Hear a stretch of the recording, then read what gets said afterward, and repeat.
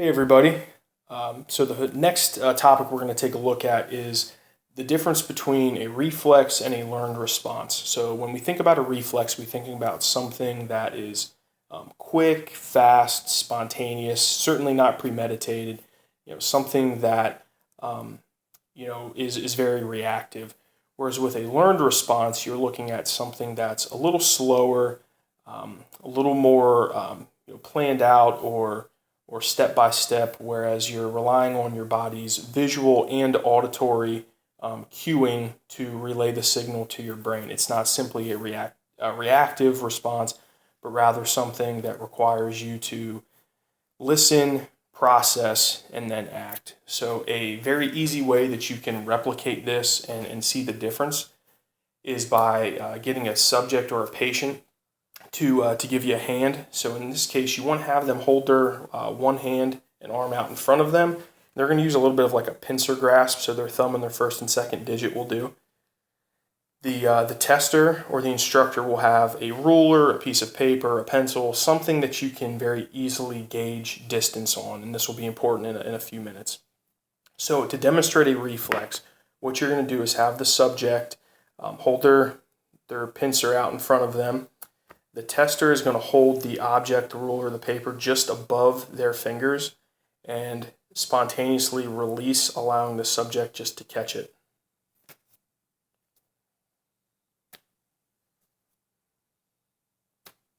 And one more time. Okay. So hopefully you noticed that as the trials progressed, the reaction time decreased or it got a little bit quicker.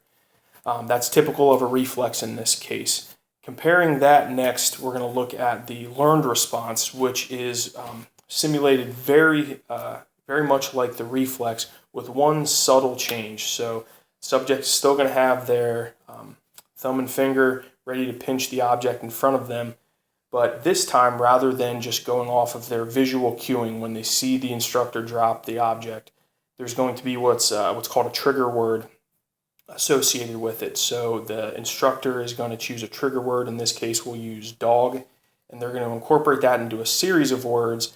And when the trigger word is said, the instructor will drop the object, and it's up to the subject to successfully grasp it. So let's give it a try here. Cat, fish, dog. And again. Spoon, fork, knife, dog. Okay, and one more time. Fish, tree, dog. Okay. So hopefully what you were able to identify in that trial was the exact opposite response as that of a reflex.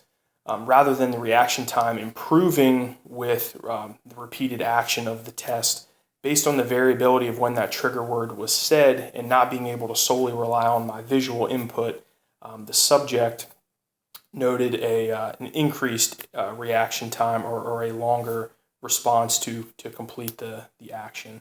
So this is just one way to quickly compare the idea of a reflex versus a learned response.